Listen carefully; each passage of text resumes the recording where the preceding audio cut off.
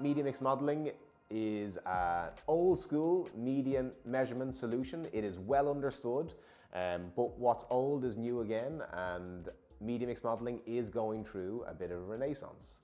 It is an advanced measurement solution. It requires statistical understanding, it requires regression models typically, and typically it requires a trained analyst to be able to fine-tune that model for your business. A core complaint about media mix modeling is that it's typically slow, very laborious, a huge amount of data required, and not really fit for purpose for digital marketers. One myth I can dispel right now is that that has changed thanks to advances in computing power and AI. It's not something you can just turn on overnight, so it's not going to be a case that you will go from no media mix modeling to a media mix model from today to tomorrow. It still requires effort, but ultimately, after a period of 3 months at the beginning, you can have media mix models that are updating at a weekly or monthly level and get that read alongside your attribution. Media mix models can be referred to by multiple names. They can be called econometrics, they can be called marketing mix models, they can be called regression models. Ultimately, they're all flavors of the same thing, and they should all measure the impact of all the key drivers of your business. They do not just focus on media. That's key to remember. It's not just about media. While the goal is to unpick the incremental impact of your media investment and the campaigns, they also understand and unpick the impact of other factors such as the economy. What impact is that having on your business? Or new products that you've introduced onto for your business over the last few months or years. How have they impacted the business?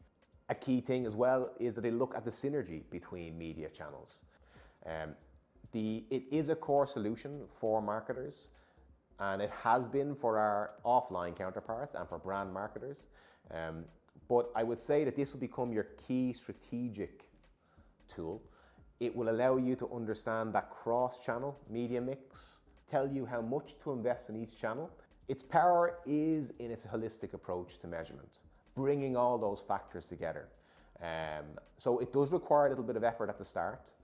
It does require bringing multiple parties together across the business, but when done right, you end up with a much more unified approach to your media investment, a more unified department. The factors that media mix models can look at, as mentioned, is product changes, seasonality, etc.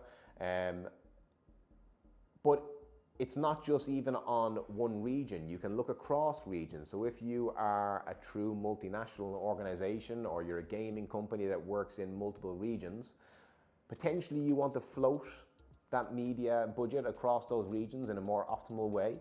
And media mix model can play a core part in your decision making on how much you'd invest in region X versus region Y and why you should do that. It does have drawbacks. It doesn't always bring the granularity that attribution would have, but that's why attribution is still there for within channel.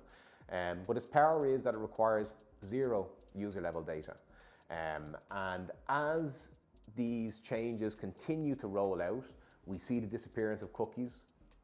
Digital fingerprinting becomes a thing of the past. We will more than likely see IP address as an identifier disappear in the future. And as I said, we don't want to keep reevaluating our media measurement framework or the tools that we have. Media mix model will act as that golden thread throughout time for your media measurement framework. So it's vital that you add this to the mix. The best way to describe media mix modeling is, I think we're all sort of amateur chefs and amateur cooks, and we're all trying to fine-tune that recipe for the perfect meal. Media mix modeling is no different.